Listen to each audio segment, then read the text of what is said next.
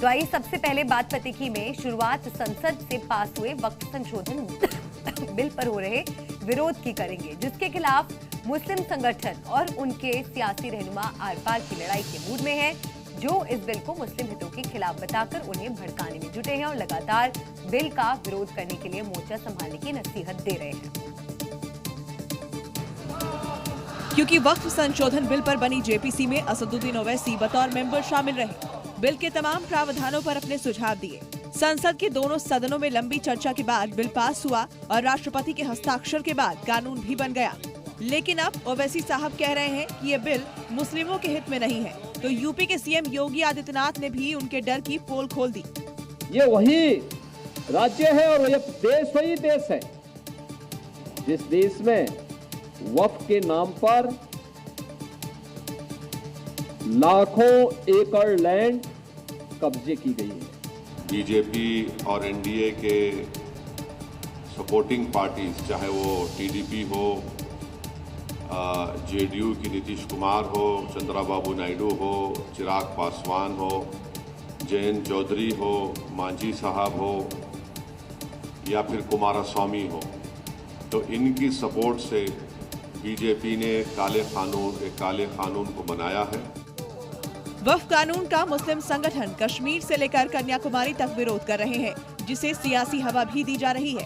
गैर बीजेपी शासित राज्य इसे लागू करने से मना कर चुके हैं और बिल को लेकर मुस्लिम तुष्टीकरण की सियासत की जा रही है। लेकिन all India Muslim personal law board वक्फ की लड़ाई बड़े पैमाने पर लड़ने के मूड में है। हैदराबाद में हुई बैठक में तमाम मुस्लिम संगठन पहुंचे, जहां वक्फ कानून को लेकर एआईएम, पीएलबी और कांग्रेस का डर साफ दिखाई दिया। एआईएम पीएलबी अध्यक्ष सैफुल्लाह रहमानी ने कहा कि 80% वो प्रॉपर्टी हैं जिन्हें हम इस्तेमाल की बिना पर वक्फ मानते हैं। तो कांग्रेस नेता इमरान मसूद ने सरकार को घेरा और कहा कि पसमंदाओं का नया लफ्ज सरकार लेकर आई है। यूपी का जिक्र करते हुए सैफुल्लाह रहमानी ने कहा कि उत्तर प्रदेश में तो 90% दस्तावेज के जरिए वक्फ नहीं किए गए हैं।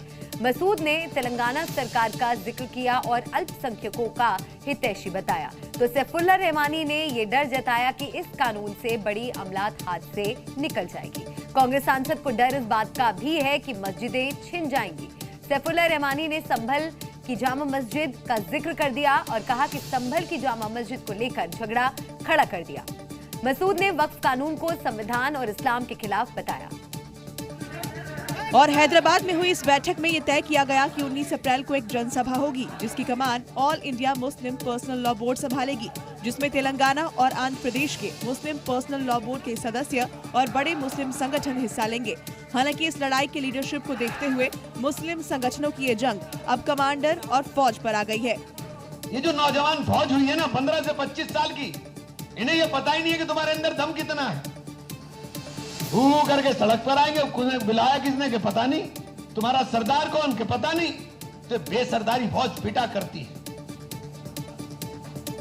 बेसरदारी फौज लड़ा नहीं करती, पिटा करती है। जो फौज कमांडर के बगैर लड़ती है वो बिखर जाती है, वो कामयाब नहीं होती। इसलिए जो कुछ करें, all India Muslim personal law board ने इस मसले को अपने हाथ में लिया है। हालांकि ये लड़ाई सिर्फ संसद से सड़क तक की ही नहीं रही, बल्कि इसे सुप्रीम कोर्ट में भी चुनौती दी गई है और तमाम संगठन कोर्ट की शरण में जाने की तैयारी में हैं। पश्चिम बंगाल में हिंसा के बीच बड़ा पर्दाफाश हुआ है। इसके तार आतंकी साजिश से भी जुड़ रहे हैं और सवाल उठा रहे हैं कि मुर्शिदाबाद हिंसा वक्फ कानून के खिलाफ प्रदर्शन था या आतंकी साजिश।